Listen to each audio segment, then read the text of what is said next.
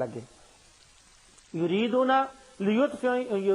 ان یطفئوا نور اللہ، یہ ارادہ کرتے ہیں کہ ہم اب بافواہہم اس نور کو بجھا دیں. اب یہاں جو نور اللہ کہا گیا ہے اس سے مراد نبی کریم صلی اللہ علیہ وسلم کی ذات ہے. اور جو اللہ تعالیٰ فرماتا ہے اللہ یتم نورہ، اللہ تعالیٰ اس کو پورا فرمائے گا. اس نور سے مراد نبی کریم صلی اللہ علیہ وسلم کی ذات ہے. دلیلیں میں بعد میں دیتا ہوں. دوسری جگہ سورہ صف آیت 8 میں اللہ تعالیٰ فرماتا ہے یریدون لیطفئوا نور اللہ بافواہہم واللہ متم نورہ ولو کرہ الکافرون، یہ چاہتے ہیں کہ خدا کے نور کو بجھا دیں مگر اللہ اپنے نور کو پورا کرے گا خواہ وہ کافروں کو برا لگے.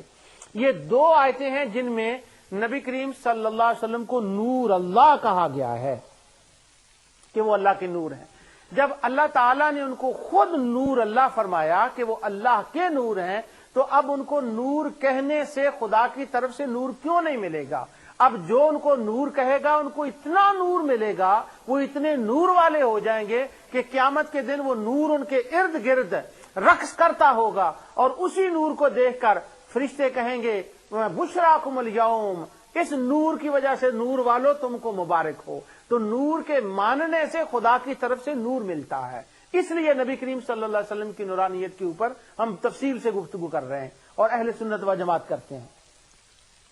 اب یہ میں نے دونوں آیتیں تلاوت کر دیں.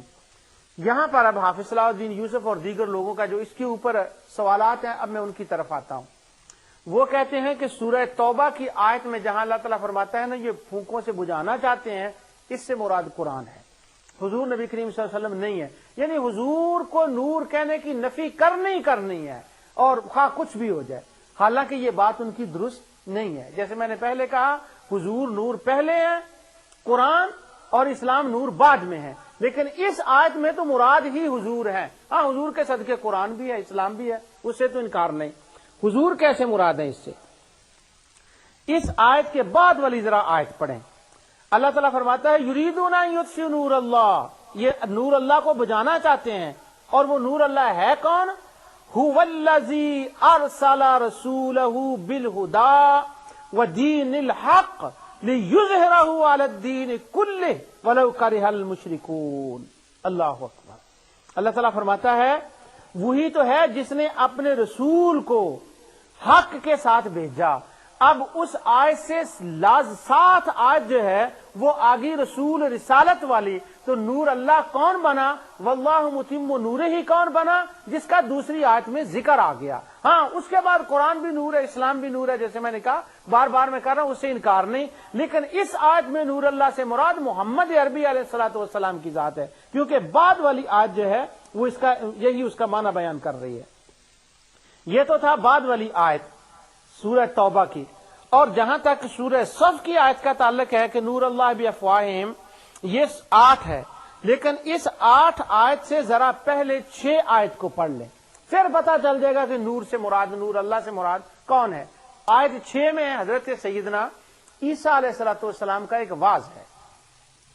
حضرت عیسیٰ علیہ الصلوۃ والسلام فرماتے ہیں، یہ پچھلی درس میں بھی میں نے کہا تھا لیکن اور کانٹینٹس میں تھا، آپ نے لوگوں کو واعظ فرمایا لوگوں سن لو، وَمُبَشِّرًا بِرَسُولٍ يَأْتِي مِن بَعْدِ اسْمُهُ احمد، میں تمہیں بشارت دیتا ہوں میرے بعد ایک رسول آنے والا ہے، اس کا نام احمد ہوگا. اب اس آیت کے بعد فوراً اللہ تعالیٰ انہی کو مخاطب کر کے اہل کتاب کو فرماتے ہیں کہ یریدون لیطفئوا نور اللہ بافواہہم، وہ اللہ کا نور آ گیا اور یہ لوگ اپنی کون سا نور؟ اس نور کی بات ہو رہی ہے جس کو وہ مبشرم برسول یاتی من بعد اسمہ احمد کہہ کر سیدنا عیسیٰ علیہ الصلوۃ والسلام نے جس کی بشارتیں دی ہیں. تو بجائیں اس سے مراد قرآن بنتا ہے یا احمد بنتا ہے جس کی خبر حضرت سیدنا عیسیٰ علیہ السلام 600 سال پہلے دے گئے ہیں. تو پہلی اور بعد کی آیات کو پڑھیں تو مسئلہ نکھر کر سامنے آ جاتا ہے کہ نور اللہ سے مراد کیا ہے. تو اس سے مراد نبی کریم صلی اللہ علیہ وسلم کی ذات ہے سورہ صف والی آیت سے. اب اس کے اوپر میں 2 دلیلیں اور ذکر کرتا ہوں. یہ اپنی پھونکوں سے بجھانا چاہتے ہیں. کس کو بجھانا چاہتے ہیں پھونکوں سے؟ کیا قرآن کریم نبی اکرم نور مجسم صلی اللہ علیہ وسلم کی زمانے میں اس شکل میں جب یہ آیات نازل ہو رہی تھی وہ آ گیا تھا؟ قرآن کو پھونکوں سے انہوں نے کیا بجھانا تھا؟ مراد یہ ہے کہ وہ ان کو شہید کرنا چاہتے ہیں ان کو مارنا چاہتے ہیں، اور اللہ تعالیٰ فرماتا ہے واللہ متم نوری، وہ ان کو نہیں شہید کر سکتے، میں ان کو اتنی زندگی دوں گا، یہاں تک لے جاؤں گا کہ وہ اپنا پیغام پورا کر دیں، جب مشرق و مغرب میں ان کے ڈنکے بج جائیں گے، پیغام پہنچ جائے گا، تب میں اپنی مرضی سے ان کو بلاؤں گا، ان کے مارنے سے وہ شہید نہیں ہوں گے۔ آپ سوچیں گے یہ بات تم نے کہاں سے نکال لی؟ ہاں، یہ بات اسی سے نکال لی ہے۔ سنیے قرآن کریم کی آیت، اس سے پہلی آیت ذرا پڑھیے، یریدون لیطفئوا نور اللہ بافواہہم، پچھلی صورت میں اللہ تعالیٰ فرماتا ہے هو الذی اخرج الذین کفروا من اہل الکتاب من دیارہم لاول الحشر، وہی ہے جس نے اہل کتاب کو کفر کرنے کی وجہ سے ان کے گھروں سے نکالا، یہ ان کا پہلا حشر تھا۔ یہ آیت نور اللہ سے پہلے آ گئی، اور دیکھیں پھونکوں سے بجھانے کا مطلب کیا ہے۔ اس آیت کی تفسیر میں کم و بیش دنیا بھر کے تمام جو ہیں مفسرین، انہوں نے لکھا، حدیث تاریخ میں یہ واقعات بھرے پڑے ہیں، اور آگے میں جا کر انشاءاللہ اس کے بعد قرآن شریف سے بھی دلیل دوں گا اس کی، لیکن مفسرین کا میں ذکر کر رہا ہوں تاکہ یہ نہ کوئی کہے کہ اپنی طرف سے بات کر لے۔ حضور نبی اکرم نور مجسم صلی اللہ علیہ وسلم کو اہل کتاب یہود نے شہید کرنے کی کوشش کی۔ جب انہوں نے شہید کرنے کی کوشش کی تو یہ ایک صورت بنائی کہ ان کو اپنے گھر میں بلائیں، کہیں یہ دو آدمی آپس میں لڑ پڑے، دو قبیلے، ان کی ذرا صلح کرا دیں۔ تو انہوں نے دو آدمیوں کو فرضی طور پر قبیلوں کی لڑائی کا ایک بہانہ بنا لیا، اور نبی اکرم نور مجسم صلی اللہ علیہ وسلم کے بیٹھنے کے لیے دیوار کے ساتھ ایک جگہ بنا دی کہ یہاں وہ تشریف لائیں گے اور بیٹھیں گے، تو چھت کے اوپر سے ہم ایک پتھر پھینکیں گے، اور وہ وزنی پتھر ہوگا، جب ان کے اوپر گرے گا تو نعوذ باللہ من ذالک وہ شہید ہو جائیں گے۔ جب انہوں نے یہ کام کیا تو حضور صلی اللہ علیہ وسلم تشریف لائے، تو آپ کو اللہ تعالیٰ نے آگاہ فرما دیا کہ آپ نے اس دیوار کے پاس نہیں جانا، تو نبی کریم صلی اللہ علیہ وسلم وہاں نہ بیٹھے، اور آپ وہاں سے جو ہے وہ الحمدللہ سلامت واپس تشریف لے آئے۔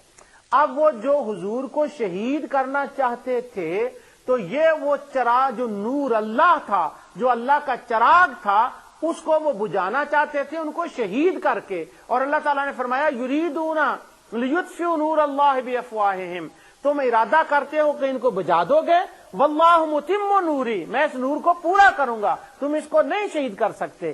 اور آگے اللہ تعالیٰ نے فرمایا هو الذی ارسل رسولہ بالہدی، یہ میرا رسول ہے، دین حق لے کر آیا۔ اب بعد والی آیت سے اور واقعہ سے بھی یہ پتا چلا کہ نبی کریم صلی اللہ علیہ وسلم کو جب وہ شہید کرنا چاہتے تھے، یہ معنی تھا ان کے نور کے بجھانے کا، اور وہ شہید تو مصطفیٰ کو کرنا چاہتے تھے، تو نور اللہ کا معنی یہ نکلا کہ مصطفیٰ اللہ کے نور ہیں۔ سر راہ یہ میں بات کر دوں ایک کہ ایک یہ بات کی جاتی ہے کہ زمین جو ہے نا قیامت کا دن یہ عرفات میں آئے گا، تو یہ جو میں نے ابھی پڑھا ہے نا والذی اخرج الذین کفروا من اہل الکتاب من دیارہم لاول الحشر، اس کی تفسیر میں جب مفسرین یہ واقعات بیان کرتے ہیں تو وہ کہتے ہیں ان کو نکال دیا گیا بنی نذیر کو، یہود کا جو وہ قبیلہ تھا، مدینہ منورہ سے اس سازش کی اور دیگر سازشوں کی بنا پر، تو اول الحشر یہ ان کا پہلا حشر تھا، ان کی پہلی سزا تھی۔ تو قرآن کی اس آیت سے ثابت ہوتا ہے کہ ان کی پہلی سزا ان کو ملی اس لیے تھی کہ انہوں نے نور اللہ کے خلاف سازش کی تھی۔ اب انہوں نے قرآن کے خلاف نہیں، قرآن والے کے خلاف سازش کی تھی۔ وہ قرآن جو کتاب میں لکھا ہے وہ اس سے نہیں، وہ جو نعت کے قرآن تھا، وہ قرآن لے کر آیا تھا، اس کی مخالفت کی تھی۔ تو لوگوں کے اندر ایک بات مشہور ہے کہ قیامت کا میدان جو ہے وہ عرفات میں آئے گا، لیکن اس آیت کی تفسیر میں آپ تفسیر کو کنگال لیں۔ حضرت عبداللہ بن عباس رضی اللہ عنہ اور دیگر مفسرین کے حوالے سے یہ لکھا ہے کہ قیامت کا میدان شام میں آئے گا، تو عرفات میں قیامت کا منظر ہوتا ہے، قیامت وہاں نہیں آئے گی۔ تو یہ ایک سرسری بات تھی جو میں نے چلتی عرض کر دی۔ اچھا، میں آپ کو یہ بتا رہا تھا کہ نور اللہ کا معنی کیا ہے، ان کو شہید کرنا۔ اب دوسری آیت سنیے کہ وہ کس کو پھونکوں سے بجھانا چاہتے تھے۔ یہ سورہ انفال ہے اور اس کی آیت نمبر 30۔ اللہ تعالیٰ ارشاد فرماتا ہے وَإِذْ يَمْكُرُ بِكَ الَّذِينَ كَفَرُوا لِيُثْبِتُوكَ أَوْ يَقْتُلُوكَ أَوْ يُخْرِجُوكَ وَيَمْكُرُونَ وَيَمْكُرُ اللَّهُ وَاللَّهُ خَيْرُ الْمَاكِرِينَ۔ اور اے محمد صلی اللہ علیہ وسلم اس وقت کو یاد کرو